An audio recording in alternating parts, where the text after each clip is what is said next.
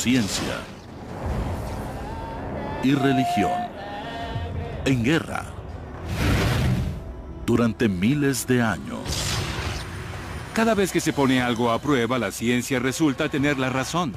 A medida que la ciencia se perfecciona, Dios tiene menos cosas que hacer. Sin embargo, quizás hoy sea la fusión entre la fe y la tecnología lo que nos ha acercado como nunca antes a resolver el misterio más grande de la vida. Como soy creyente religioso, mi ciencia es una forma de develar el gran misterio de Dios.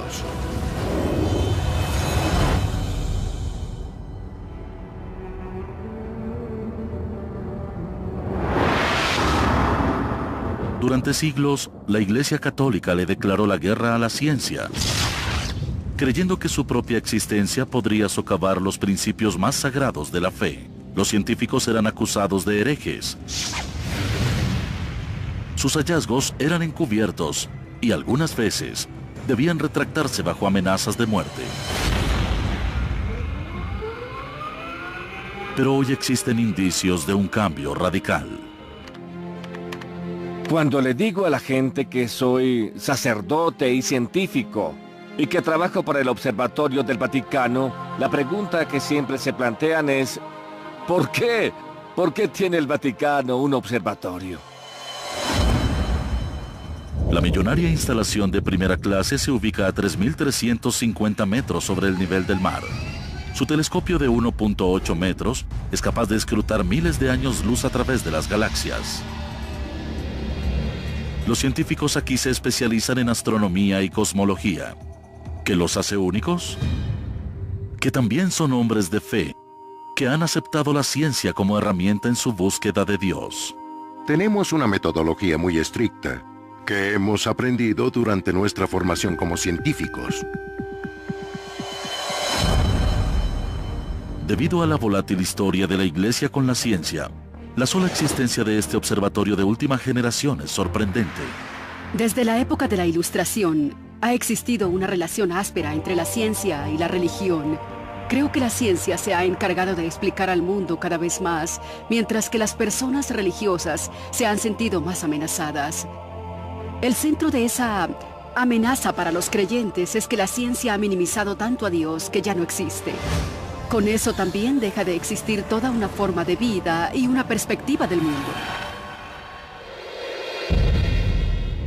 Durante gran parte del milenio pasado, desafiar las explicaciones de la Biblia sobre los fenómenos naturales era peligroso. A principios de los años 1600, astrónomos destacados fueron enjuiciados cuando sus hallazgos científicos discrepaban de las creencias religiosas populares. Una de las ideas más amenazantes fue una teoría desarrollada por los astrónomos Copérnico y Galileo. La Iglesia enseñaba que la Tierra era el centro del sistema solar y que el Sol giraba a su alrededor, pero Copérnico y Galileo sugirieron lo contrario, que el Sol era el centro del sistema solar. Los hallazgos de Galileo fueron vistos por algunos miembros de la Iglesia Católica como un problema que discrepaba con la Biblia, donde dice: y el Sol se detuvo. Si fuese la Tierra la que se moviera y el Sol se detuviera, eso traería un inconveniente. Creo que la Iglesia Católica ha cambiado radicalmente desde la época de Galileo. Gracias a Dios. La aceptación de la ciencia es un gran giro, pero la pregunta es, ¿por qué ahora? La presencia en la Iglesia del Observatorio del Vaticano confirma que la Iglesia reconoce el valor de la ciencia y del conocimiento que se adquiere a través de ella.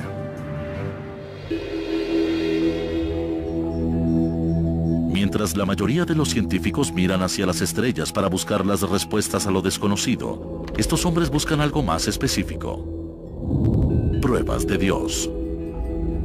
Esta búsqueda de pruebas de una mano divina que mueve el universo comienza desde el mismo momento de su creación. Ellos creen principalmente que explorando el universo hasta llegar al Big Bang, se preguntarán, ¿qué había antes del Big Bang? Si hubo una gran explosión, debía haber un autor. Todo el universo comenzó como un solo elemento que explotó. Eso produjo una energía que luego se transformó en materia. El Vaticano concuerda con la opinión científica general, que luego del Big Bang, la interacción de átomos de hidrógeno impulsados por la gravedad formaron las estrellas, galaxias y el universo como lo conocemos. Esto es una serie de eventos que comenzó con un caldo de partículas elementales, gas y polvo. Luego este gas y este polvo colisionaron para crear estrellas, planetas y después la vida. Salimos de este universo como lo hicieron las estrellas, las galaxias, las ranas y todo lo demás. Salimos de este universo en evolución. Esa es la mejor explicación científica para nuestro llegar a ser. ¿Todo esto ocurrió por casualidad o por necesidad? Mientras la religión sostiene la necesidad de un Dios para la creación de todas las cosas, la ciencia no lo cree.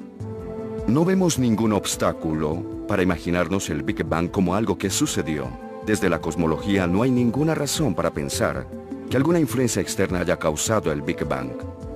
Stephen Hawking dice que preguntar qué había antes del Big Bang es como preguntar cuál es el norte del Polo Norte. La pregunta es incoherente.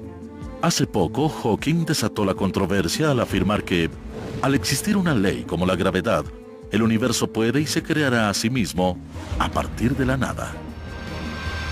Stephen Hawking y otros proponen que para hablar del comienzo del universo no hizo falta Dios. Es algo absurdo. Este debate marca la línea divisoria entre la ciencia común y las ciencias de la fe. La Iglesia ya no ignora los hallazgos científicos, sino que muchos como el Padre Coyne creen en un modelo que incorpora tanto a la ciencia como a Dios. Se conoce como la teoría del universo bien afinado. Esta sostiene que las condiciones exactas para la creación de la vida son tan precisas que no pudieron aparecer por casualidad. Para estos hombres, el universo bien afinado es un esbozo para la creación de todo. Y Dios es el arquitecto.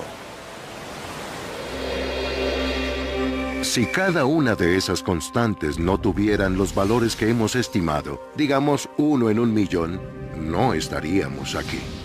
Esa es la noción de un universo bien afinado en donde las cosas fueron calibradas, como en ricitos de oro. Es perfecto, ni muy frío ni muy caliente. Eso es el universo donde la gente es inteligente y se hace grandes preguntas. No se puede probar a Dios con eso, pero es muy sugestivo de que hay un creador.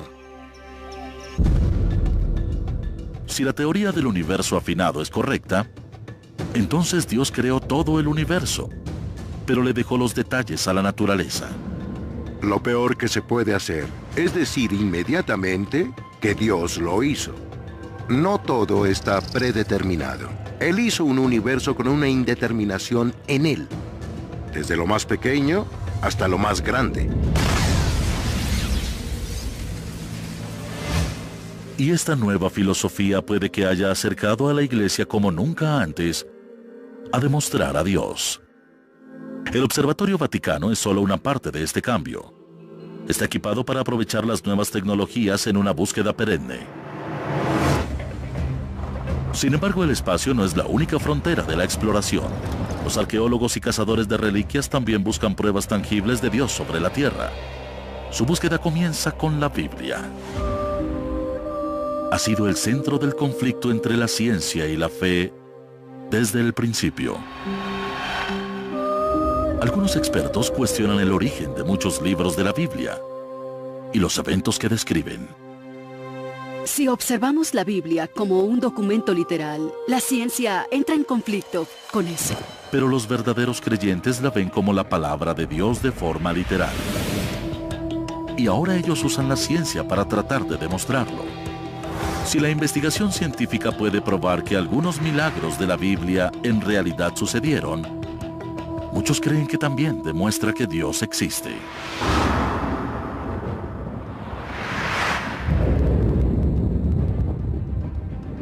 Al norte de Etiopía, un hombre está tras la pista del hallazgo más grande de todos. Fui investigador de crímenes en la policía y ahora quiero usar esas habilidades para resolver algunos misterios de la Biblia. Hoy vamos camino a resolver uno de los más grandes misterios de todos los tiempos. Su misión: hallar el arca perdida de la Alianza, un cofre misterioso construido para contener las placas donde fueron escritos los 10 mandamientos. Para muchos, el arca es poco más que una leyenda, pero los creyentes afirman que revelará pruebas físicas de Dios. Según el Antiguo Testamento, Dios se comunicó con los israelitas a través del arca. Se trata de un objeto que fue literalmente la señal y el sello de Dios de haber estado en la tierra. Fue la principal adoración de todo Israel y que desapareció de inmediato. En un parpadeo, no se supo nada más del arca y nadie sabe qué le ocurrió. Quizás sea debatible si el arca constituye la prueba definitiva de Dios. Pero antes debe ser encontrada. Arqueólogos e investigadores como Kornuk han rastreado todo el planeta para dar con pistas de su paradero. Pero después de miles de años, los rastros se han desvanecido. En su búsqueda, Kornuk se concentra en un área donde abundan pruebas potenciales. Me dijeron que vertían sangre en esto. Registros históricos. Los abas me mostraron a un agujero en la roca y afirman que ahí se estableció una tienda. Esta tienda era el tabernáculo. Y nuevas pistas que pronto podrían conducirlo al arca.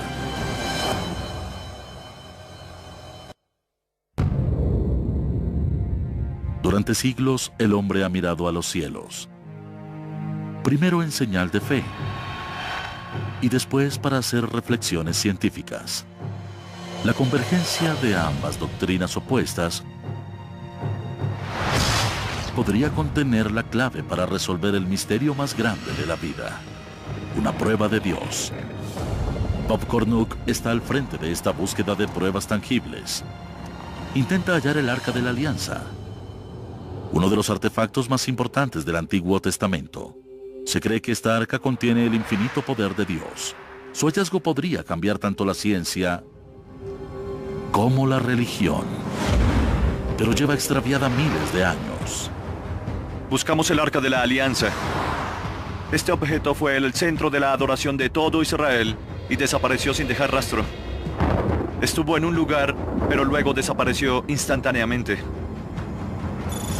Kornuk ha revisado la historia del arca para buscar pistas importantes. Dios le dio a Moisés las instrucciones para construir el arca como un bosquejo. Se cree que el arca es lo suficientemente grande para contener las placas de piedra con los 10 mandamientos.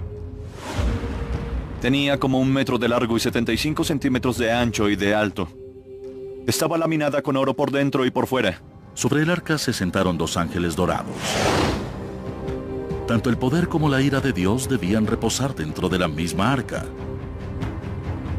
Solo los sacerdotes más devotos podían aproximársele. Si alguien no adoraba apropiadamente frente al arca, moriría. Podía arrasar ciudades, derribar paredes y contener ríos. En el año 960 a.C., el arca fue colocada dentro del primer templo de Salomón en Jerusalén. Este reporte en el libro de Reyes fue la última vez que se mencionó el arca en la Biblia. Nadie menciona en la Biblia si el arca fue robada o destruida. Simplemente ella dejó de existir. Algunos expertos en la Biblia difieren sobre el destino del arca. Existen varias teorías. Para Kornuk, la pista más convincente apareció en una investigación que hizo en los años 80 Graham Hancock, un corresponsal del diario The Economist. Hancock especuló que el arca fue rescatada del templo de Salomón durante el reinado de un rey pagano. Esa persona es Manasés, un rey malvado, maniático y demente que puso ídolos paganos en el templo. Esta profanación del templo habría impulsado a los sacerdotes devotos que resguardaban el arca a protegerla por cualquier medio, incluso sacándola de su morada sagrada. El arca habría sido sacada por un sacerdote levítico fiel que repudiaba lo que se estaba haciendo en la profanación del templo. Cornuc cree que el camino para huir de Jerusalén más probable habría sido hacia el oeste de Egipto y luego al sur por el río Nilo. La siguiente prueba que sustenta esta teoría podría yacer en estas rocas en la pequeña isla Elefantina. Sus sospechas se basan en la existencia de las ruinas de un santuario antiguo construido con las mismas especificaciones del templo de Salomón, el hogar original del arca. Los lugareños creen que fue construido como un refugio temporal, pero el arca no estaría segura ahí durante mucho tiempo. Los arqueólogos afirman que hubo un gran conflicto en la isla Elefantina. Los historiadores describen una reyerta con sus vecinos egipcios que puso al arca en peligro. Cornuc cree que la causa del ataque podría proporcionar una pista sobre lo que pasó con el arca. Se decía que era tan poderosa que debía hacerse un sacrificio con sangre antes de poder verla. Por las leyes judías, esto está prohibido en todos lados, menos en presencia del arca. Los judíos habrían sacrificado un carnero y los egipcios lo veneraban, y eso creó un conflicto y la destrucción del templo. Cornuc especula que durante la batalla, el arca fue llevada a un lugar seguro. La pregunta es, ¿a dónde?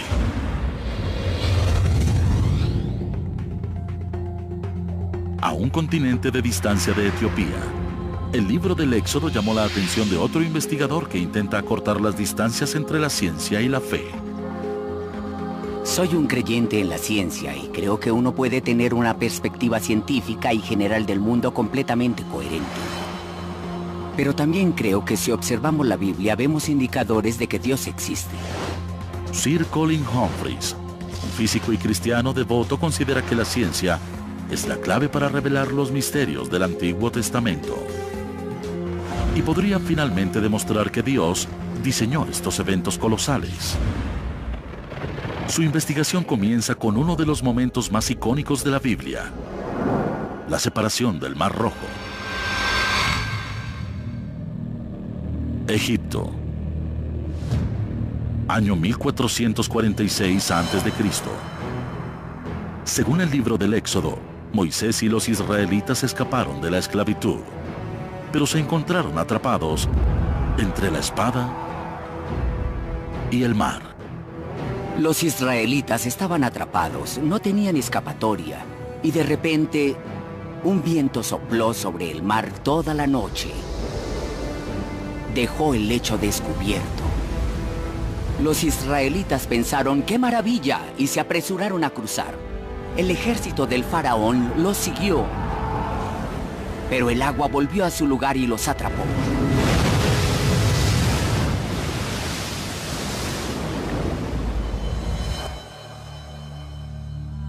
Para los creyentes, el pasaje de hace 3000 años demuestra a Dios en acción.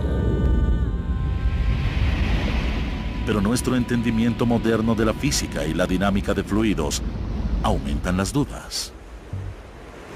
El Mar Rojo es un cuerpo de agua enorme, más de 320 kilómetros en su punto más angosto, con una profundidad promedio de 490 metros. Entonces, ¿dónde pudieron cruzar con seguridad los israelitas? Las opiniones difieren sobre el posible lugar, pero muchos investigadores bíblicos apuntan al estrecho de Tirán, en la entrada del Golfo de Agaba, como el lugar que concuerda con la distancia y topografía descritas en la Biblia. Aquí, el golfo se reduce a un canal de 12 kilómetros. Un arrecife de coral a lo largo del lecho marino crea la sección menos profunda del Mar Rojo, pero el arrecife yace a más de 10 metros de profundidad, muy profundo como para cruzarlo a pie, como se describe en el libro del Éxodo. También está el problema de las tropas del faraón. En el Éxodo se cuenta que el ejército egipcio persigue a los israelitas que huyen. Si el reporte bíblico es verdadero, ¿cómo encontraron un destino diferente? Para los no creyentes, la improbabilidad de estos eventos demuestra que el Antiguo Testamento no es más que una historia. Ahora, la ciencia realiza las preguntas. Cuando leo la historia del Éxodo como científico, mi inclinación natural es decir, ¿cómo ocurrieron estas cosas? La explicación puede estar en una simple prueba física. Una que puede observarse en un simple vaso de agua. Si llenamos un vaso con agua hasta el borde y soplamos sobre él, podremos sacar el agua. Si tenemos un viento que sopla fuerte en una gran masa de agua, eso forzaría el agua a regresar. Eso es algo bien sabido por los geólogos y científicos. En ejemplos extremos donde grandes cantidades de agua son separadas por este fenómeno, los científicos también han observado una reacción poderosa. Una estruendosa pared de agua que regresa para llenar el vacío. La teoría de Humphreys sobre la separación del Mar Rojo depende de este fenómeno natural que se manifiesta junto con un evento a gran escala conocido como golpe de viento, seguido por un evento reaccionario conocido como ola perforada. El científico atmosférico Dr. Carl Drews, del Centro Nacional para la Investigación Atmosférica, cree que Humphreys puede haber dado con algo. Un golpe de viento ocurre cuando un viento fuerte sopla por un periodo de tiempo sobre la superficie del agua. Gradualmente el agua se mueve en la dirección del viento y se aleja en la línea costera, lo que hace descender la superficie del océano. Lo que obtenemos es una sección de tierra seca que estuvo bajo el agua. Usando el poder de las supercomputadoras, Drews ha estudiado el efecto de los golpes de viento en lugares alrededor del Nilo y las costas de Inglaterra, así como en 2 episodios de este fenómeno en los Grandes Lagos, en 2006 y en 2008. Los golpes de viento se observan cada 5 o 10 años en el lago Erie. Hay tormentas fuertes que vienen del oeste y crean oleadas de tormenta en Buffalo. Pero del lado de Toledo, que está contra el viento, las secciones más grandes del lago se secan y el agua desaparece en el horizonte. Hemos observado que la diferencia de altura entre un costado del lago Erie y el otro puede llegar casi a 5 metros. Es algo asombroso. Uno esperaría que el lago Erie estuviera nivelado, pero con muchas horas de viento fuerte difiere casi 5 metros. Pero haría falta una tormenta con una fuerza extraordinaria para dividir el Mar Rojo, incluso en los escasos 10 metros de profundidad del estrecho de Tirán. Para que ocurra esto aquí, un viento poderoso tendría que soplar durante horas en una dirección precisa. Para que un golpe de viento sea perceptible e impulse el agua a un largo trecho, necesitamos una gran extensión de agua. Humphreys recurre a pruebas bíblicas para buscar pistas sobre la tormenta. La historia en el Éxodo describe un viento feroz que proviene del noreste y sopla toda la noche. Él cree que si un viento fuerte soplara sobre el Golfo de Agaba durante varias horas, habría ocurrido un golpe de viento con la fuerza suficiente para mostrar el fondo del mar. El Golfo de Agaba tiene 180 kilómetros de largo, y si hacemos un cálculo con la fuerza del viento de un huracán, el agua retrocedería unos 730 metros o incluso el doble. Con información recolectada por satélites de la NASA, el Dr. Carl Drews crea un modelo del océano y un mapa del territorio del Golfo para examinar los efectos posibles de una tormenta similar. Uso mapas e información geológica y trayectorias de sedimento para reconstruir la configuración de los lagos y ríos que existían durante el periodo del Éxodo. Luego activo este modelo del océano con una supercomputadora y le aplico un viento digital que sopla a 100 kilómetros por hora. Sería difícil caminar con ese viento, pero es posible. Uno podría avanzar. Los huracanes y ciclones se desarrollan con mayor frecuencia en mar abierto. Entonces, de acuerdo con los patrones climáticos mundiales, ¿podría una tormenta de esta magnitud haber golpeado el Mar Rojo que está rodeado por tierra firme? Un estudio oceanográfico en la Universidad Estatal de la Florida determinó que este tipo de tormenta podría golpear esta región una vez cada 2.400 años. Es una escasa probabilidad, pero científicamente posible. Combinando los relatos bíblicos de la separación del Mar Rojo con la representación científica, Drews construye una línea de tiempo que concuerda con las condiciones descritas en el Éxodo. La tormenta perfecta. La Biblia dice que esto ocurrió en una noche. Es decir, sopla el viento durante 12 horas, se detiene repentinamente y vemos que el agua se divide y permanece así durante 4 horas para finalmente volver a juntarse. Pero incluso con 4 horas para cruzar la brecha entre las aguas, habría sido imposible que 2 millones de israelitas atravesaran el Mar Rojo y escaparan. ¿Acaso las pruebas científicas refutan el relato bíblico? Hablamos de mucha gente que atraviesa un espacio pequeño en solo 4 horas. Esa cantidad es increíblemente grande. Muchos creen que la historia del Éxodo fue inventada. Humphreys atribuye esta discrepancia a problemas de traducción del libro del Éxodo. En el hebreo antiguo, la misma palabra podría tener varios significados, y la palabra usada para 1000 en el libro del Éxodo es una palabra hebrea llamada Aleph, que también puede significar grupo o tropa. Sabemos por la literatura egipcia que una tropa del ejército egipcio estaba compuesta de solo 10 hombres, así que cuando se lleva esa traducción al relato y se calcula, no se obtiene 650.000 hombres sobre 20, sino 5.000 sobre 20. Si añadimos mujeres y niños, hablamos de unas 20.000 personas. Si el nuevo cálculo de Humphreys es preciso, reafirma el caso de que el milagro del Mar Rojo realmente ocurrió. Humphreys calcula que una aglomeración de este tamaño podría cruzar un lecho marino de 12 kilómetros en 4 horas. Luego todo encaja. Y si los cálculos, que eran lo más complicado, se simplifican de repente, resulta elegante decir que esta tiene que ser la solución correcta. El diseño avanzado computarizado también podría validar una última pieza del milagro del Mar Rojo. Al acortar el lapso de tiempo de cruce a 4 horas, la ciencia permite entender cómo los israelitas pudieron escapar a la libertad. Y también cómo los egipcios encontraron la muerte en una de las mayores masacres descritas en la Biblia. Domingo por History. Desde la cosmología y la arqueología hasta la oceanografía, investigadores de varias disciplinas científicas han iniciado una búsqueda global para encontrar pruebas cuantificables de Dios. Sir Colin Humphreys y el Dr. Carl Drews buscan pruebas que demuestren que los eventos descritos en la Biblia realmente ocurrieron. Usando cálculos precisos y modelos computarizados, cada uno ha detallado un panorama para la tormenta perfecta que pudo haber causado la separación del Mar Rojo, como lo describe el libro del Éxodo. Según su teoría, un fenómeno llamado golpe de viento crea olas de gran duración y obliga al agua a retirarse lo suficiente como para que los israelitas pudieran abrirse camino a la libertad a través de una brecha entre las aguas. Pero el libro del Éxodo también describe la repentina destrucción del ejército del faraón mientras perseguía a los israelitas a través del lecho marino. Para explicar esto, Drews y Humphreys señalan la fuerza natural en oposición que puede seguir a casos extremos de golpes de viento.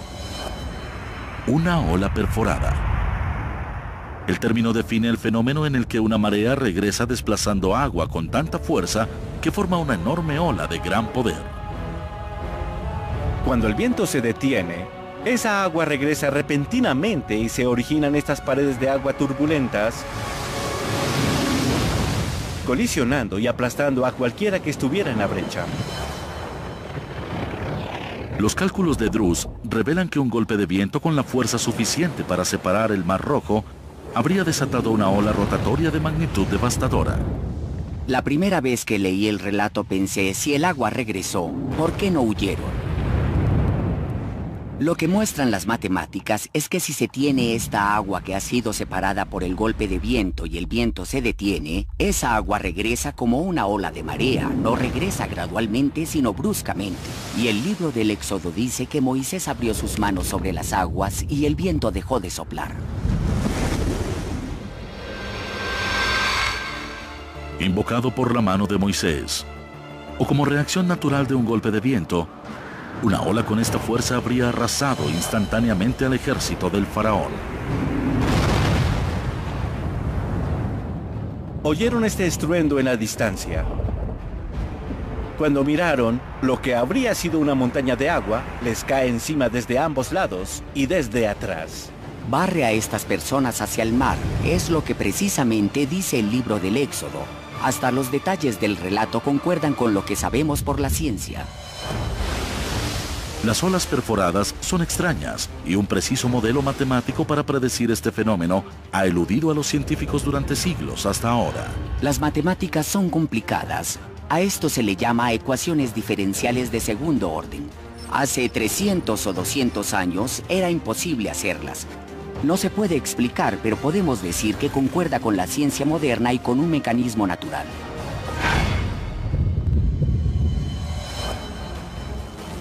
Solo con la llegada de computadoras poderosas se han hecho posibles las predicciones de la dinámica de fluidos de esta complejidad. La tecnología está abriendo una nueva frontera en la búsqueda de Dios. Pero mientras estos fenómenos tienen explicaciones científicas para los eventos descritos en el libro del Éxodo, eso por sí solo no demuestra a Dios. Podría ser que Moisés tuviera muchísima suerte. También que él haya sido un pronosticador del tiempo muy bueno. Podrían preguntarse por qué llamamos a esto un milagro. Y la razón es sincronización. Ellos habrían sido masacrados. Es un evento muy poco probable para que ocurriera esa noche, justo cuando se necesitaba. Si Moisés era tan afortunado, todos deberíamos apostar por él. Por eso creo que la sincronía demuestra la acción de la mano de Dios. Truss y Humphreys concuerdan en que la prueba de Dios no se encuentra en los eventos naturales de por sí, sino en el milagroso instante. En última instancia, queda más allá de los poderes de la ciencia explicar cómo una tormenta tan poco frecuente ocurriera en el lugar y momento exacto para salvar a los israelitas. Creo que la ciencia responde al cómo ocurrió esto, y la religión responde el por qué. Algunos creen que si se puede explicar un milagro, entonces ya no es un milagro. Yo no creo eso. Deberíamos esperar que Dios actúe dentro del universo y dentro de las leyes que Él diseñó para el universo. Para mí eso no acaba con las creencias en lo absoluto. De hecho, hay un salmo que dice que cuando Dios separó el Mar Rojo, dejó sus huellas sobre el agua. Es decir, que obviamente no era visible. Mientras su trabajo ha acercado la distancia entre la ciencia y lo divino, estos científicos admiten que, por ahora, la fe es necesaria para disipar las últimas dudas. Los científicos deberían ser humildes y darse cuenta que la ciencia no llega a lo sobrenatural, solo estudiamos lo natural. Yo estudio el movimiento del viento y del agua. Según la Biblia, Dios envió el viento en el momento correcto y le dijo a Moisés que estuviera ahí.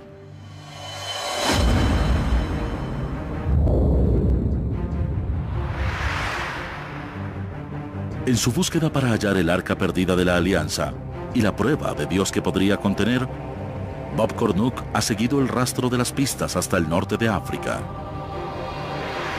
Si el arca fue perseguida desde la que fue su morada por 300 años en la isla Elefantina, Cornuke cree que la ruta más probable para protegerla habría sido siguiendo el río Nilo hasta Etiopía. Aquí es donde la búsqueda ha traído a Cornuke. Vamos a Gondar, un lugar donde viven judíos hasta la actualidad. Ellos afirman ser descendientes de las mismas personas que trajeron el Arca de la Alianza hasta Etiopía. Aquí los judíos suman menos del 1% de la población. Pero la existencia de esta aislada comunidad no es una prueba concreta de que el arca haya seguido este camino. La mayoría de los expertos creen que la presencia de judíos aquí es casual. Los expertos se burlan de la idea de que el Arca de la Alianza pudo haber venido aquí. Averiguaremos si podemos demostrar que estos expertos se equivocan. Estamos en Ciudad de Gondar, en Etiopía. Esta localidad es única en todo el mundo. En una época esta fue una floreciente comunidad judía. Hoy la mayoría de los judíos falaches se han ido. Pero en todos lados hay señales de que su presencia continúa. La comunidad judía que vivió en la zona Falache aparentemente estuvo aquí 400 o 500 años antes de la época de Cristo. Hay pilas de rocas. Estas tumbas podrían tener miles de años. Los habitantes siguen las tradiciones judías típicas en su mayoría, excepto una. Ellos hacen sacrificios de sangre. Esto no se hace en ningún lugar del mundo, pero se hace aquí en el pueblo Falache desde hace cientos o quizá miles de años.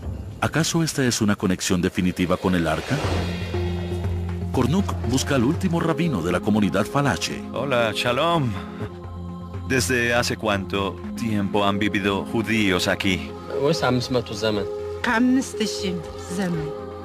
Muy bien, desde el año 500 a.C.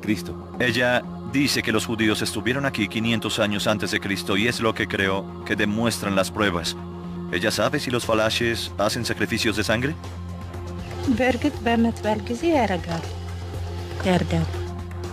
Así es, ellos hicieron sacrificios de sangre durante el tiempo que estuvieron aquí los judíos etíopes.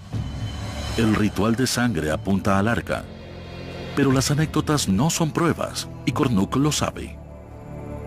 La razón por la que regresa hoy a Gondar es para buscar pruebas biológicas, un vínculo genético entre esta aislada comunidad judía y la orden de los sacerdotes para proteger el arca de la alianza hace miles de años.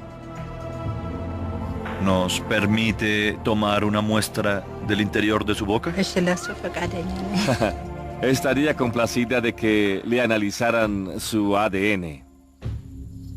Kornuk recolecta una base de datos del ADN de los habitantes judíos.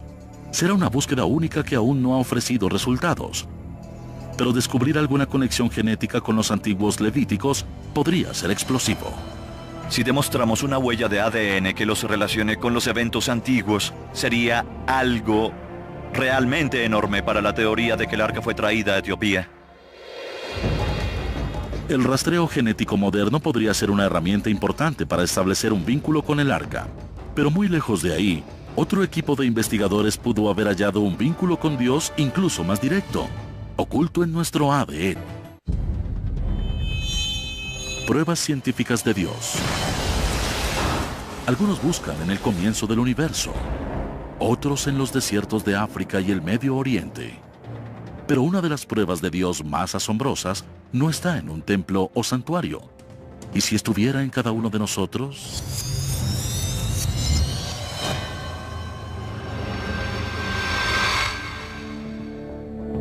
Investigaciones genéticas recientes han desatado un debate explosivo al explorar si nosotros mismos podríamos estar predeterminados a creer en Dios. El renombrado biólogo molecular Dr. Tim Heimer ha descubierto lo que llama el gen de Dios, que demuestra que creer en Dios, o incluso el mismo Dios, está codificado en nuestro ADN. Los científicos han intentado desmentir a Dios durante mucho tiempo. No han tenido éxito y no hay indicios de que lo logren en el futuro. Hay algo muy dentro de nuestro cerebro sobre la forma como la espiritualidad influye en nuestra conciencia. Por lo tanto, resulta razonable preguntarse si hay alguna base genética para esta característica. El Dr. Heimer se encontró con este asunto por casualidad. Había estudiado el papel de los genes en rasgos de la personalidad y en la orientación sexual que resultaron tener un componente biológico. Estaba usando un cuestionario de personalidad en el cual incluía un elemento llamado autotranscendencia. Heimer define la autotranscendencia como la inclinación de ver un mundo más grande y amplio que uno mismo. Un mundo de espiritualidad más allá del reino físico de la vida diaria. Puede mostrarse numéricamente que la verdadera religión de una persona, como el catolicismo o el protestantismo, es 100% medioambiental, pero la espiritualidad tiene pocos componentes medioambientales y muchos genéticos. Por ejemplo, la gente reza más que las veces que tiene relaciones sexuales.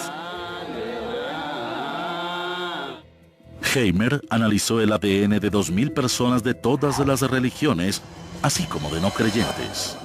Seleccionamos un grupo de genes en la búsqueda de algo que se correlacionará considerablemente con un nivel de autotrascendencia. Después de varias pruebas, el equipo de Heimer identificó un tipo de gen en particular estrechamente relacionado a fuertes sensaciones de espiritualidad. Ese gen resultó llamarse BMAT2, que significa transportador vesicular de monoaminas. Para hacerlo más sencillo, a eso lo llamamos el gen de Dios. Creemos que tiene algo que ver con la habilidad o susceptibilidad de la gente para creer en conceptos como Dios. ¿Acaso esto prueba que Dios está establecido en nuestro código genético? Algo interesante sobre la espiritualidad es que en verdad es un rasgo independiente de la personalidad. Es diferente a la ansiedad o cualquier cosa que hayamos calculado. Tiene un componente emocional muy fuerte que hace que la gente crea en las cosas más alocadas o en las más importantes, dependiendo del punto de vista. Por eso existieron las cruzadas, por eso tuvimos todas esas grandes actividades de la iglesia, así como todas las lamentables. Heimer dice que el gen de Dios actúa como una droga, sumergiendo el cerebro humano en neurotransmisores llamados monoaminas, que regulan el humor y la percepción. El gen de Dios equilibra estas monoaminas cuando se transportan de célula en célula y afecta las respuestas individuales y emocionales. El BMAT2 existe en cada persona. Son como los genes del color del cabello, dependiendo exactamente del alelo del gen y de la combinación que tenemos. Eso determina si tu cabello es rubio o castaño, o si tienes una escala de autotrascendencia mayor o menor. Mientras más fuerte sea el alelo o la versión del gen BMAT2 que una persona tiene, mayor será la posibilidad de que sientan la presencia de Dios. Durante su investigación, el equipo de Heimer detectó otro fenómeno. Los efectos de una forma poderosa del gen de Dios puede a veces ser aumentada o replicada por drogas alucinógenas.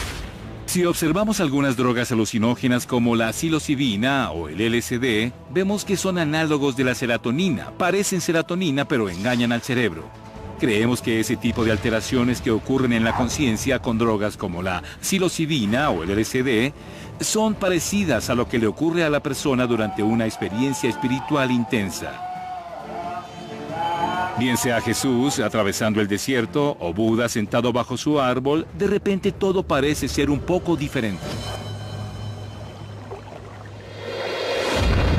Según los hallazgos de Heimer, las reacciones químicas causadas por el gen de Dios pudieron haber sido responsables de algunos milagros descritos en la Biblia, como Moisés y la zarza ardiendo.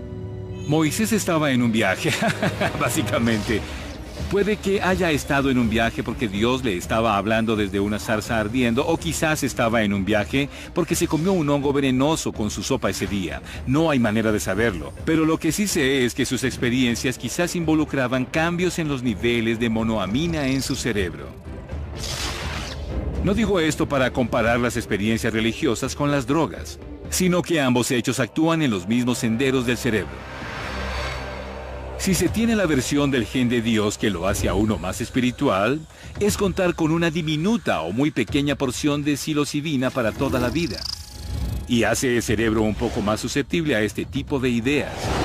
Si eres creyente, podrías decir que esto prueba que Dios nos hizo para que podamos entenderlo y demuestra su existencia.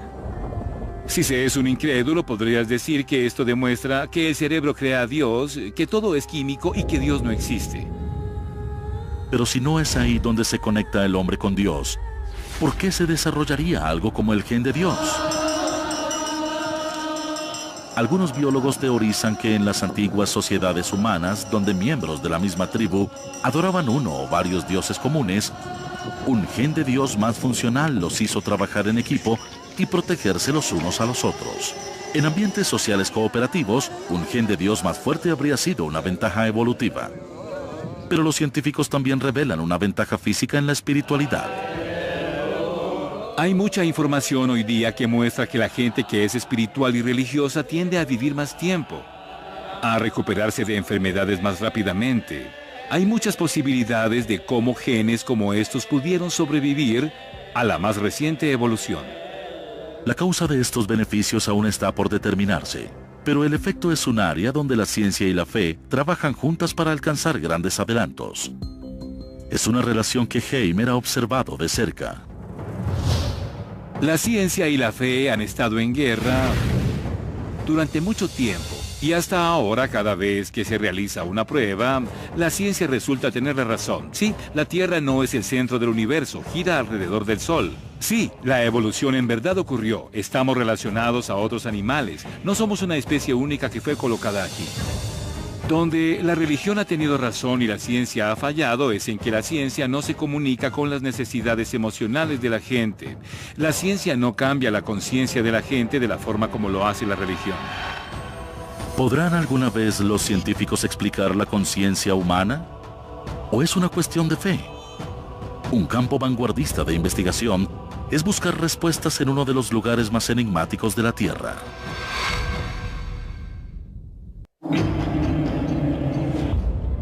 A través del tiempo, el hombre se ha esforzado por explicar su propia existencia.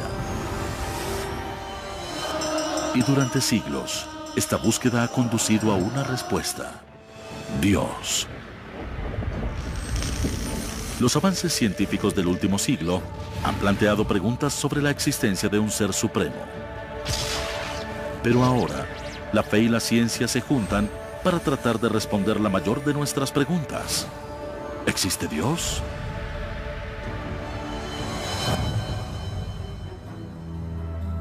Mientras cazadores de reliquias y creyentes buscan pruebas en la Biblia, este investigador cree que la clave de Dios podría estar más cerca de lo que pensamos. Su búsqueda de respuesta lo ha conducido a investigar los rincones más recónditos de la mente humana.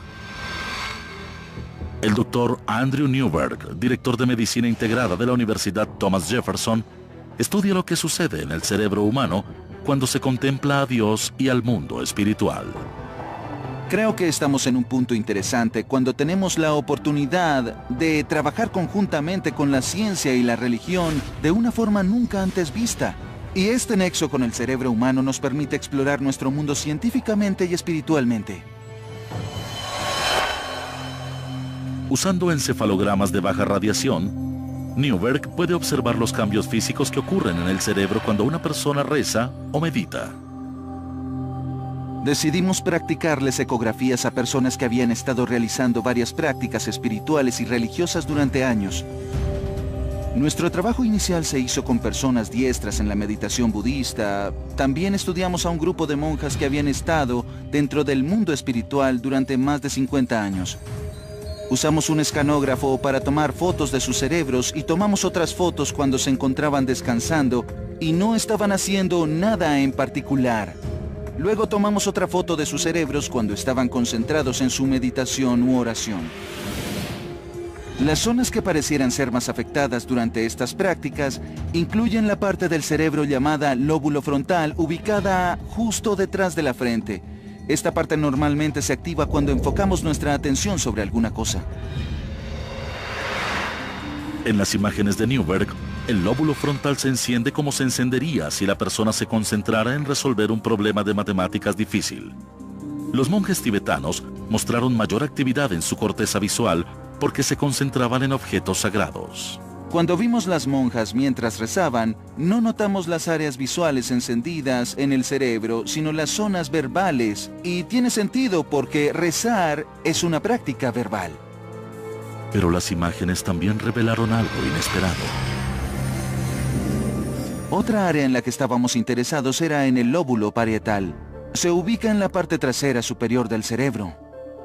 Encontramos que resultó tan interesante en las personas que hacían la meditación y en las monjas que rezaban, ya que esta área del cerebro se apacigua durante estas prácticas. El lóbulo parietal es la parte del cerebro que monitorea y refuerza un sentido de nuestros alrededores físicos inmediatos. Cuando el Dr. Newberg veía cómo este se oscurecía, notaba que las personas perdían el rastro de sus alrededores, fusionándose con el universo. El cerebro está diciendo, sí, es así. Uno debería sentir eso porque el lóbulo parietal se oscurece y el lóbulo frontal se enciende. Tratamos con una experiencia en la que las personas se liberan y pierden la habilidad de percibir el espacio y el tiempo de la forma como normalmente lo hacemos.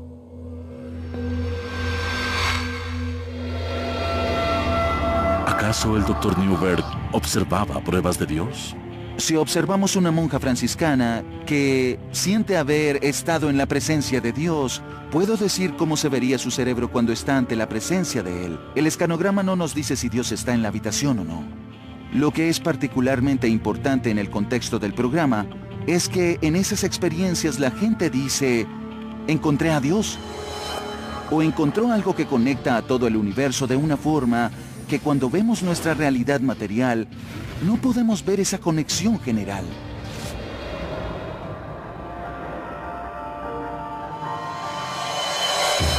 Los hallazgos de Newberg sugieren que la forma como está conectado el cerebro de una persona podría determinar si es un creyente o no.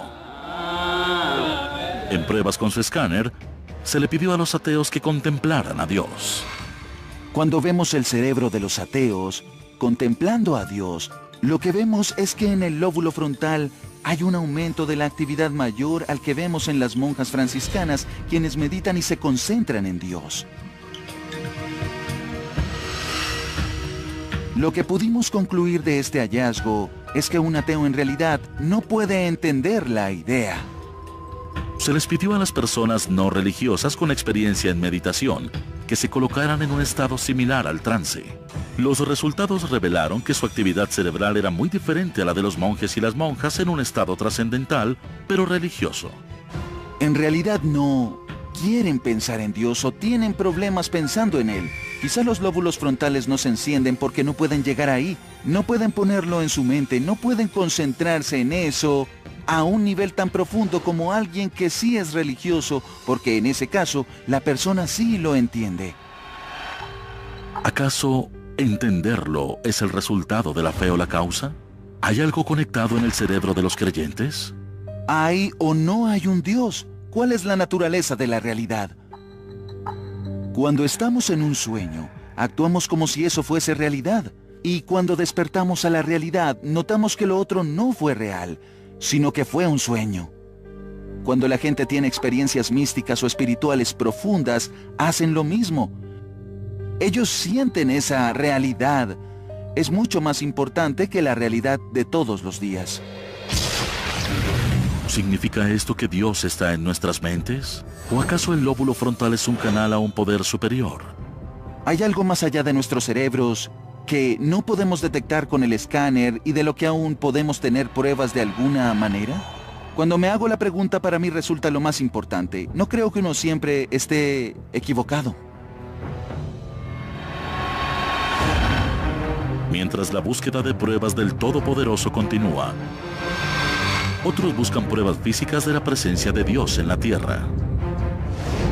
En Etiopía, Bob Cornuck está tras la pista del artefacto más sagrado mencionado en la Biblia: el Arca de la Alianza. El cofre dorado que según algunos contiene los 10 mandamientos y que ha estado perdido durante miles de años. Su recuperación y autenticación corroborarían amplias extensiones del Antiguo Testamento y quizás sea un cauce directo a Dios. Cornuck ha seguido el rastro de las pistas por el río Nilo hasta su fuente, el lago Tana. Cruzaremos el lago en un viaje en bote de 3 horas. Tormentas frecuentes y aguas infestadas de cocodrilos hacen que este pasaje sea traicionero. Si el arca fue traída aquí por sus protectores, las defensas naturales del lago Tana habrían disuadido a cualquiera de sus enemigos. El remoto lugar habría sido un escondite perfecto para el artefacto sagrado. Este lago es muy grande y tiene islas muy interesantes. Podrían ser piezas de rompecabezas para resolver el misterio sobre el paradero del Arca de la Alianza y a dónde fue llevada. A casi 50 kilómetros de las costas se encuentra una isla prohibida. La pared de un acantilado de más de 12 metros de altura enmarca el perímetro, un obstáculo desalentador que podría haber protegido el arca de asaltantes y ladrones. Esa es la isla Tanakirkos. Pueden ver que parece un fuerte. ¿Cómo alguien podría escalar esa pared si quisiera buscar el arca y llevársela? Tanakirkos está habitada por monjes muy cautelosos con los forasteros. Ellos poseen una serie de artefactos extraños que podrían probar que el arca fue escondida en esta isla durante 800 años. Algunos de estos tesoros nunca han sido vistos por extraños. Determinado a tener acceso a los artefactos, Cornuck ha visitado antes la isla, tratando de ganar la confianza de los monjes. Hola, él es Abba Gabriel, un buen amigo mío. Él es considerado un hombre santo y es venerado por miles de personas. Veremos su aldea y veremos artefactos que podrían estar relacionados de manera única con la verdadera Arca de la Alianza. Las reliquias están aseguradas en un búnker cerrado. Estamos frente a la puerta tras la que hay tesoros caseros, coronas de reyes y artículos que fueron traídos aquí desde Jerusalén con el Arca de la Alianza. La presencia de Dios está literalmente en estos objetos. Se dice que estos delicados objetos son artefactos del ritual de sangre que se hacía en presencia del arca como una ofrenda a Dios. A Cornuc se le permite examinar una reliquia importante, el Gomer, un recipiente antiguo que dicen solía contener la sangre del animal sacrificado. Me dijeron que colocaban sangre en esto, la removían para que no se coagulara y se rociaba sobre la gente a quien se le otorgaba el perdón. También la rociaban sobre el Arca de la Alianza. Los monjes de Tanakirkos no permiten que los artefactos sean sacados de la isla, dificultando la autentificación científica. Pero Cornuc cree que los objetos concuerdan con las descripciones de la Biblia de las herramientas utilizadas en sacrificios. Aunque no son pruebas concluyentes, le dan solidez al caso de que el arca siguió este camino. La dificultad yace en que no hay nadie que pueda decir con seguridad que estos artículos son los de la Biblia. Se aproximan mucho a lo que dice la Biblia. Podrían tomarse las palabras de la Biblia y probarlas sobre estos objetos, y coincidirían a la perfección. Así que este relato cobra total sentido justo en esta pequeña isla. Tanakirkos revela más pistas. Estamos sobre un acantilado muy empinado de cada lado hasta el agua. Los abbas me están mostrando un agujero que fue tallado en la roca. Ellos afirman que aquí estaba apoyada el arca. Había 4 agujeros para sostener una tienda, y esta tienda era el tabernáculo, el mismo que trajeron a través del desierto.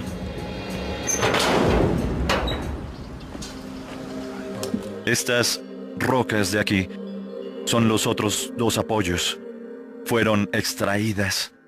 Cortaron todo el bloque de granito y los trajeron aquí para cuando el Arca de la Alianza descansaba en el tabernáculo. Estos hallazgos sostienen la teoría de que el arca estuvo aquí, en la isla Tanakirkos. Pero mientras Cornuc busca pruebas de Dios, muchos creyentes recurren a un poder más alto, ayudados por un objetivo más urgente: una cura para el cáncer. Donde la medicina ha fallado, estos curadores por fe en Texas podrían traer la salvación. ¿Son estos asombrosos resultados prueba del poder de la oración? ¿O son un placebo?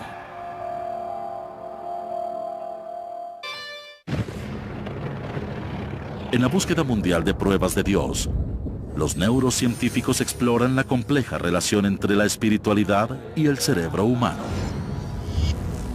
Con la ayuda de un escáner TAC, el neurocientífico Andrew Newberg ha detectado cambios químicos en el cerebro cuando una persona reza o medita. A través de una serie de estudios, ha identificado el lóbulo frontal del cerebro como el epicentro de las experiencias espirituales o religiosas. ¿Tiene el cerebro el poder de curar?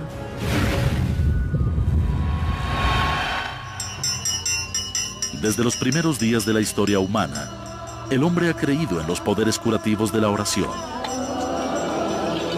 Los curadores por fe han existido durante siglos para sacar partido de este fenómeno.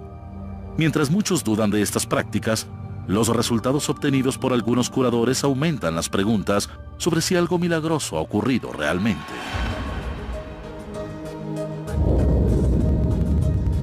Las multitudes que claman haber visto al Dr. Isaac Nemeh creen que están viendo a Dios trabajando a través de las manos del hombre. Esto es un milagro, en realidad una bendición de Dios. El Dr. Nemeh es un antiguo anestesiólogo que se hizo curandero. Si me proclamo curandero, significa que yo soy quien cura. Pero realmente, la sanación no proviene de mí.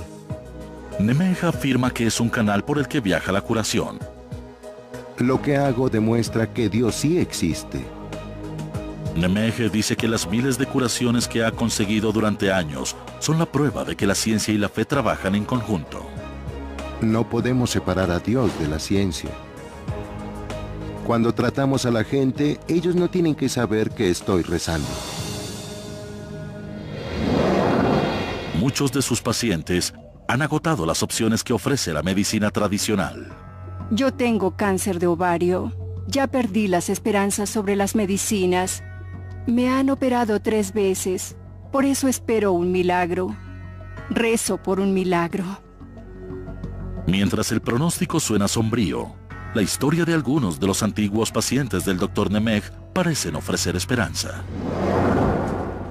Conozcamos a Kathy Kwak, su diagnóstico: cáncer de pulmón. Nunca olvidaré el momento en el que el Dr. Nemeg rezaba sobre mi hombro y luego en el área del pecho, y de repente mis pulmones se expandieron por primera vez en mi vida y pude inhalar el aire fresco que no había podido poner en mis pulmones. Así que seguí respirando profundamente y mis pulmones seguían extendiéndose. No podía creerlo. Ella se presentó con el estado mental correcto. Por eso experimentó la curación rápidamente. Una semana después de visitar al Dr. Nemeg, las pruebas revelaron un hecho sorprendente. El tumor se había ido. El oncólogo de Kathy no pudo ofrecer una explicación médica. Dijo, nunca les digo esto a mis pacientes. Kathy desapareció. Desapareció por completo. Kathy, fuiste bendecida por un milagro. No permitas que alguien diga otra cosa. Aparentemente, Kathy experimentó un milagro. ¿Pero fue este sorprendente fenómeno un ejemplo de la misericordia de Dios? ¿O el efecto placebo que indujo al cerebro a sanar el cuerpo por sí mismo? Cuando la gente se sumerge en estados espirituales y rituales profundos, su cuerpo y su cerebro cambian. Quizá lo hacen de la forma como funciona su sistema inmunológico, que cambia la forma como el cuerpo y el cerebro reaccionan a ciertas cosas. Muchos científicos creen que el efecto placebo es falso, pero en realidad describe la forma poderosa como trabaja nuestro cerebro y puede cambiar la forma como actúa el cuerpo. Aún está más allá del poder de la ciencia saber si la curación de Kathy fue provocada por la gracia de Dios o la gracia de su gen de Dios. Pero antes de saber si los resultados dramáticos de la sanación son pruebas de Dios o simplemente pruebas del poder del placebo, la búsqueda de pruebas científicas de un poder superior continúa.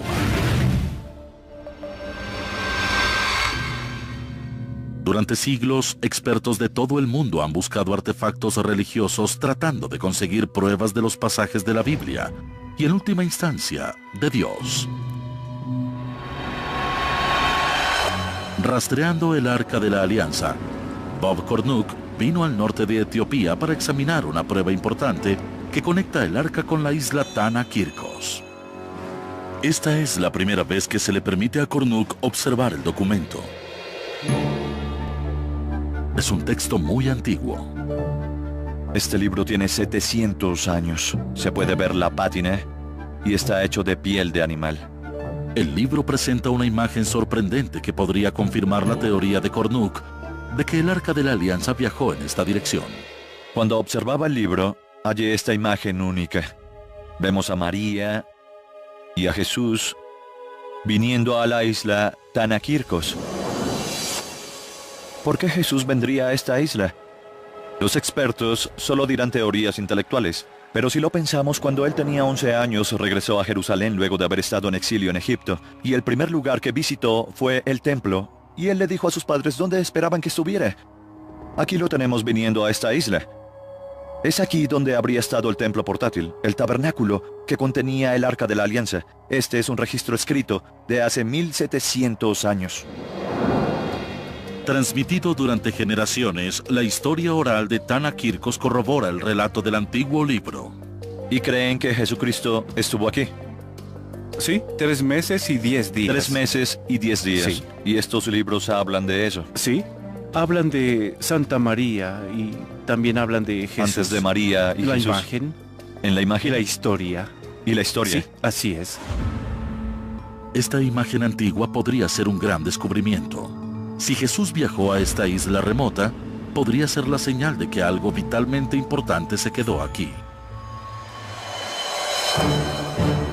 A medida que Cornuke se acerca cada vez más al arca, otros investigadores continúan su búsqueda de pruebas de Dios dentro del cerebro humano. Durante los últimos 50 años, los científicos se han unido en una de las búsquedas más importantes de la humanidad, la búsqueda de pruebas de Dios. Los cosmólogos buscan pistas en los orígenes del universo y el Big Bang. Usando los avances de la tecnología, los neurocientíficos buscan en las profundidades del cerebro humano. Han comenzado a explorar cómo nuestra relación con Dios puede ser determinada por la química de nuestro cerebro. En 1962, un estudiante graduado de Harvard intentó realizar un desafiante proceso para estudiar si las sustancias introducidas al cerebro alteran nuestra percepción de Dios. Se le conoció como el experimento Mars-Shapell. La meta del estudio era determinar si un alucinógeno introducido en el cerebro de un sujeto de prueba devoto podría crear la sensación de estar en presencia directa con Dios. Lo que se hizo en la Universidad de Harvard con los estudios de Timothy Leary y antes de la prohibición de las drogas psicodélicas era tomar un grupo de estudiantes creyentes en el camino de la espiritualidad. Él los dividió en dos grupos. A un grupo le dio psilocibina, un alucinógeno muy poderoso. La psilocibina provoca alucinaciones alterando la cantidad de serotonina liberada en el lóbulo frontal, el centro de control emocional del cerebro, que también se activa durante la meditación y la oración. Al otro grupo le dio una droga controlada que los haría sentir euforia pero sin alucinaciones. Luego todos fueron a una misa de Viernes Santo en la capilla y escucharon un sermón dado por un ministro muy conocido en la capilla de Harvard. Las personas que tomaron el placebo dijeron que la misa era como cualquier otra. Pero muchos de los que recibieron el alucinógeno describieron una experiencia de autotrascendencia durante la misa, una sensación de estar conectados directamente con Dios. Semanas después de esa experiencia, él les pidió describir sus vivencias y resultó que las personas que consumieron peyote recordaron esto como una experiencia muy importante y transformadora que les cambió la vida, mientras que los que consumieron drogas controladas presenciaron un sermón más. Para los que tomaron psilocibina, el impacto del experimento fue duradero. En otro estudio 20 años después, muchos de los sujetos percibieron la prueba como una experiencia profunda que les cambió la vida. Algunos reportaron haberse sentido conectados directamente con Dios. Los hallazgos del experimento Mars-Shapell refuerzan los resultados de las imágenes del cerebro llevados a cabo en el laboratorio del Dr. Newberg. Ambos estudios relacionan al lóbulo frontal con nuestra percepción de Dios e indican que nuestra experiencia espiritual puede intensificarse por la oración ferviente, meditación e incluso con drogas psicoactivas. ¿Acaso estas experiencias intensas nos crean la ilusión de estar conectados a un poder superior? ¿O activan una parte del cerebro diseñada para ser un canal entre el hombre y Dios? Estudios posteriores del lóbulo frontal podrían ser la clave para probar a Dios. A medio mundo de distancia, Bob Cornuke busca la prueba máxima de Dios sobre la tierra, el Arca de la Alianza. La búsqueda le ha dado un rastro que lo condujo por el Nilo a los asentamientos judíos cerca de Gondar hasta el lago Tana. Ahora, siguiendo las pistas halladas en Tana Kirkos y en una antigua leyenda etíope, Cornuke llega a un pequeño pueblo al norte de Etiopía.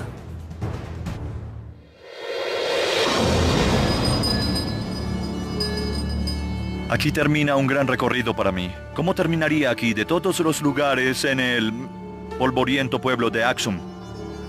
Aksum no siempre fue un pueblo de granjeros.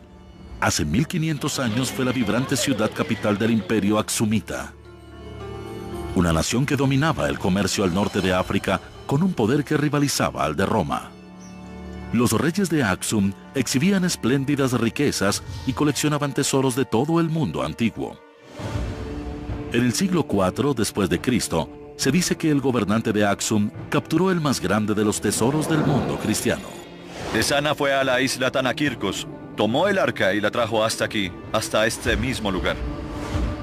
Sobre las ruinas de una gran iglesia construida por Esana, Cornuke observa la prueba que está bajo sus pies. Rocas con dialecto etíope del siglo IV, llamado Wes, que dan detalles del robo del arca y su llegada triunfante a este lugar. Estamos caminando sobre los cimientos de la iglesia más antigua del África Negra. Justo aquí, Ezana en el siglo IV trajo el Arca de la Alianza. Los monjes me dijeron que esto de aquí son restos de los pisos, una pequeña parte de donde estaba lo más sagrado de aquí. Aquí estuvo el Arca de la Alianza durante varios siglos.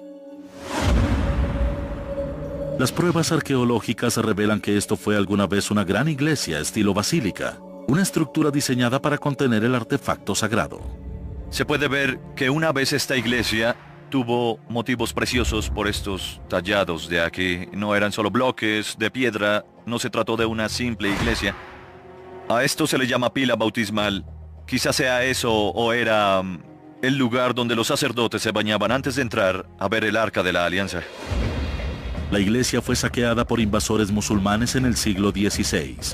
La historia del lugar cuenta que el arca fue rescatada por sus fieles protectores, que la escondieron hasta que se pudiera colocar en la iglesia de Santa María de Sion. Cuando la iglesia fue reconstruida en 1965, pasó a ser una catedral fortificada, un búnker construido para proteger algo de gran valor. Justo ahí es donde los etíopes dicen, y yo también creo, que está el Arca de la Alianza hoy día.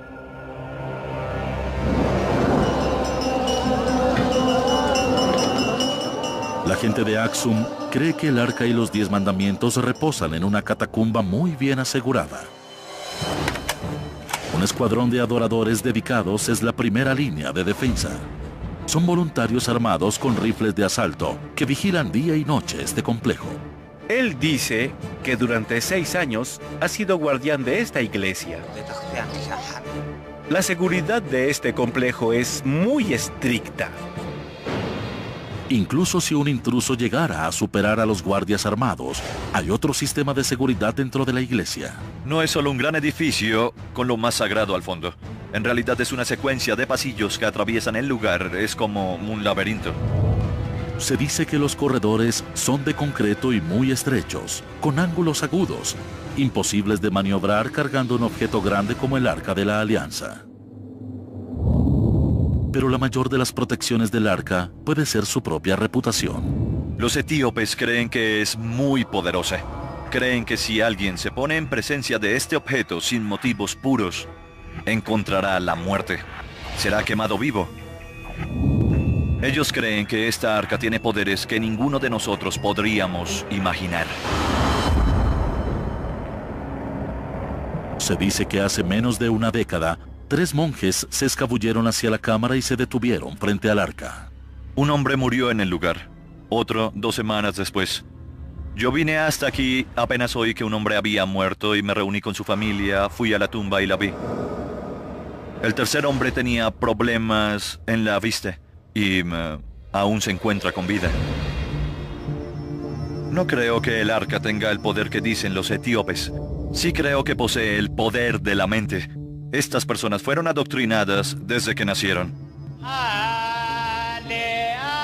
No recuerdan una época en la que no se les haya dicho que esta arca tiene un increíble poder.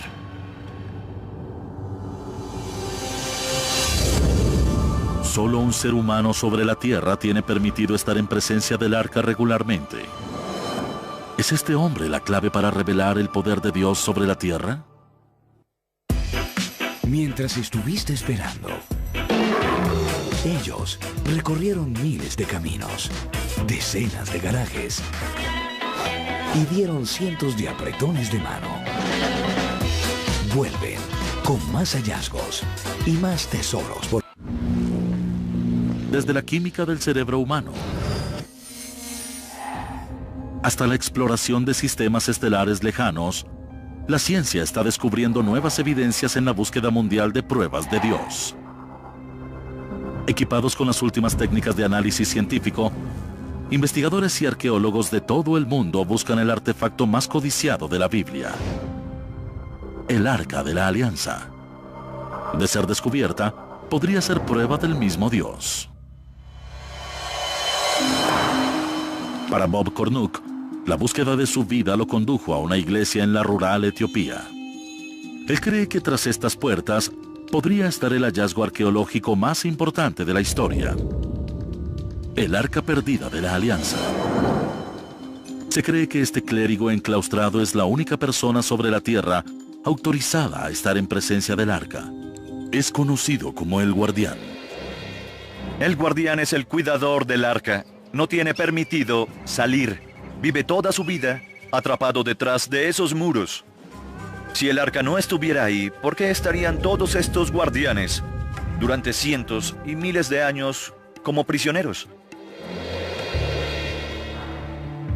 El guardián casi nunca habla con extraños. Pero ahora y después de una larga negociación con los ancianos de Axum, Cornuk ha obtenido una presentación. Aquí, el guardián habla con Cornuk a través de una puerta en la parte trasera del complejo. ¿Está bien de salud para ir a adorar el arca? ¿Se siente bien? Él está diciendo, yo solo rezo. ¿Reza? Sí, él reza. Luego de algunos minutos, el guardián regresa a su lugar.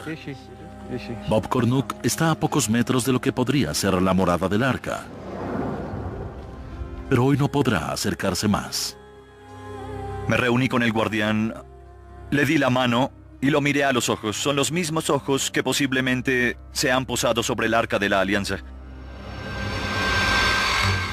Cornuk espera que su nuevo acceso al guardián y su continua relación con los ancianos de Axum algún día rinda frutos. La oportunidad de ver el arca. El arca de la Alianza es la gema, la joya de toda la arqueología. Si alguien viniera a mí ahora y me dijera, Bob, anda detrás de esa cortina para que veas el arca de la Alianza, lo haría. Iría de un salto. Se trataría del hallazgo arqueológico más grande de la historia.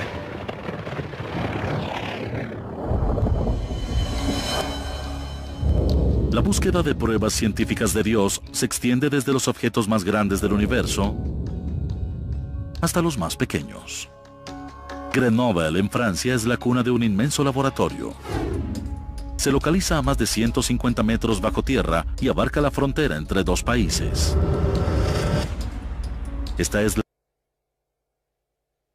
a rivalizar con la importancia del arca en una carrera por hallar pruebas de Dios. Un minúsculo cuerpo llamado la partícula de Dios. Mejor conocido para los físicos como el bosón de Higgs, la teórica partícula de Dios podría ser una conexión extraviada. Si es detectada, podría cambiar todo nuestro entendimiento del universo y alteraría para siempre el debate sobre la existencia de Dios. Las partículas tienen dos presentaciones. Hay partículas de materia y partículas de fuerza. Las partículas de fuerza pueden apilarse unas sobre otras y es lo que llamamos bosones. Muchos físicos de partículas teorizan que el bosón de Higgs es la partícula no descubierta que le da masa a toda la materia en el universo.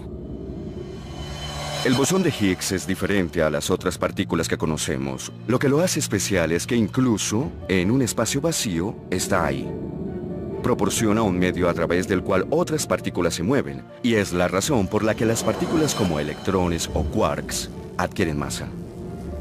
La mejor analogía es cualquier medio como el agua o el aire. Cuando uno se mueve a través de esto, encuentra resistencia. Uno puede imaginarse que si uno se mueve a través del aire, puede hacerlo muy rápido. Si uno se mueve en el agua, lo hace más lento. En términos generales, eso es lo que les hace el bosón de Higgs a todas las partículas de la naturaleza. Si pueden encontrar esta partícula de fuerza, podría ser un paso para resolver los misterios del Big Bang y del origen del universo. Para estudiar partículas subatómicas, los físicos utilizan aceleradores de partículas. Para buscar la partícula de Dios, los investigadores construyen el acelerador más grande del mundo. Una pista oval de 27 kilómetros conocida como el Gran Colisionador de Hadrones, o LHC. Los instrumentos que tenemos en el colisionador son las máquinas más complicadas y precisas construidas por el ser humano.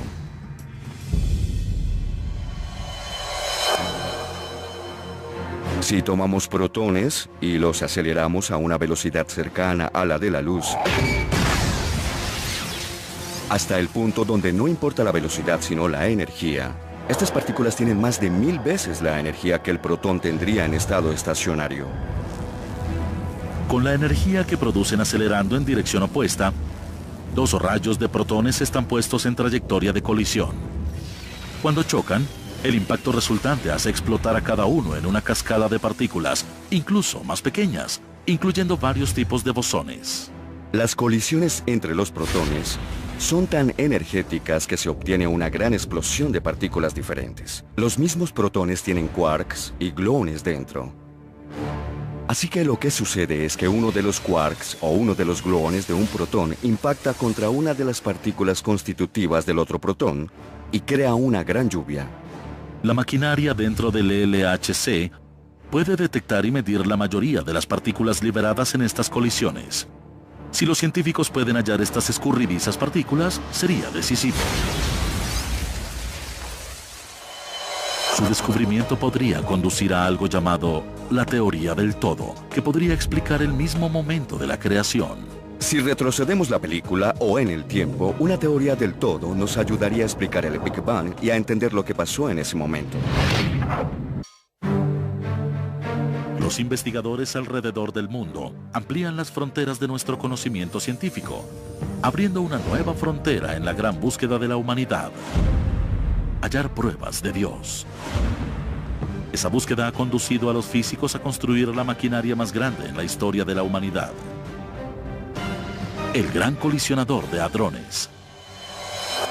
El LHC separa rayos de partículas subatómicas a niveles de energía aproximados a esos ocurridos a momentos después del Big Bang. Estas colisiones les permiten a los científicos investigar las partículas de materia y energía más pequeñas.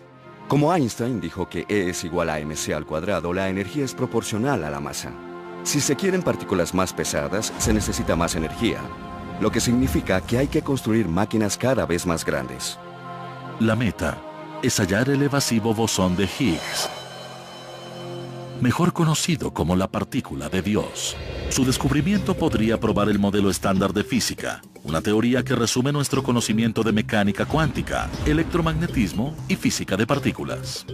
Hallar el bosón de Higgs sería un triunfo de la imaginación humana. Es el último ingrediente del modelo estándar de física de partículas, la última pieza del rompecabezas.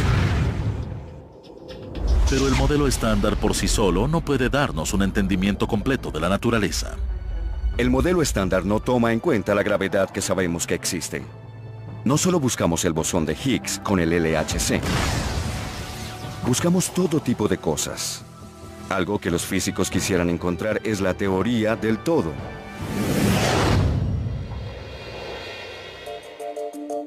El modelo estándar es muy bueno en las fuerzas que conocemos: electromagnetismo y fuerzas nucleares. Si pudiéramos agregar ahí la gravedad, podríamos compilar todo lo que hay en el universo. Los científicos esperan que la partícula de Dios pudiera ser un peldaño hacia la teoría del todo. Una simple ecuación que describa todas las fuerzas fundamentales de la naturaleza: la gravedad, responsable de la evolución de estrellas y galaxias; la energía nuclear, responsable de mantener junta toda la materia; y la fuerza electromagnética, responsable de la luz, las interacciones químicas y la propia vida. Las verdaderas implicaciones de la teoría del todo es que puede que haya una teoría del todo, es decir, debe haber una serie de leyes de la naturaleza que aplican para todo lo que ocurre en toda la historia del universo. Nunca hay una desviación de esas leyes, nada se separa de ellas. No hay nada más allá o sobre ellas. Descubrir esta teoría podría ser esencial para nuestra comprensión sobre cómo empezó el universo.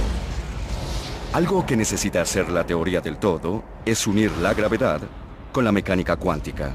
Es lo que hace falta para entender el Big Bang. Este fue el momento en el que había partículas alrededor. Por eso la mecánica cuántica es importante, pero el universo se estaba expandiendo a gran escala. Así que la gravedad era importante. La teoría del todo nos ayudaría a entender lo que pasó en ese momento. Si una teoría del todo podría ayudar a entender la creación del universo, ¿también podría explicar a su creador? Si hubiese una teoría del todo, si alguien supiera todas las leyes de la física, uno fácilmente se preguntaría, ¿eso es todo? ¿Acaso sería una buena explicación decir que esta es la teoría del todo porque alguna inteligencia superior lo hizo así? Para algunos, la respuesta es no. Con la teoría del todo, la ciencia reemplazaría a Dios como respuesta a cualquier pregunta sobre el universo. Pero para otros, la teoría del todo es por sí misma una prueba de Dios, su bosquejo para un universo bien afinado. En la expansión del universo, uno puede ver una arquitectura, un orden, energía que se transforma en materia y que tiene en sí misma la asombrosa capacidad de formarse, de ordenarse y de proporcionar la vida. Einstein siempre usaba lenguaje religioso. No creía en un Dios consciente, separado del mundo físico, sino que pensó que las leyes fundamentales de la física eran los pensamientos de Dios. Los investigadores en el LHC han realizado muchas pruebas, pero hasta ahora no han tenido éxito en sus intentos de detectar la partícula de Dios. Pero con o sin ella, la búsqueda de pruebas de Dios continuará desde las partículas más pequeñas hasta los confines más alejados del universo.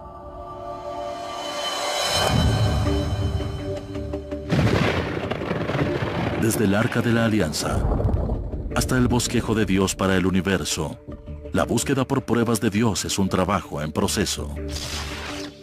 ¿Puede la ciencia probar a Dios? Ahora no.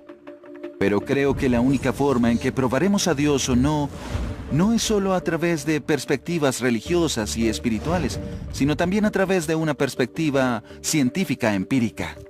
Pero la investigación en sí, la búsqueda de una prueba cuantificable de un creador, es una faceta definitoria de la experiencia humana. Si Dios existe, es la pregunta más importante de la vida, porque eso cambiaría la forma como vivimos. Luego buscaríamos pruebas de esto.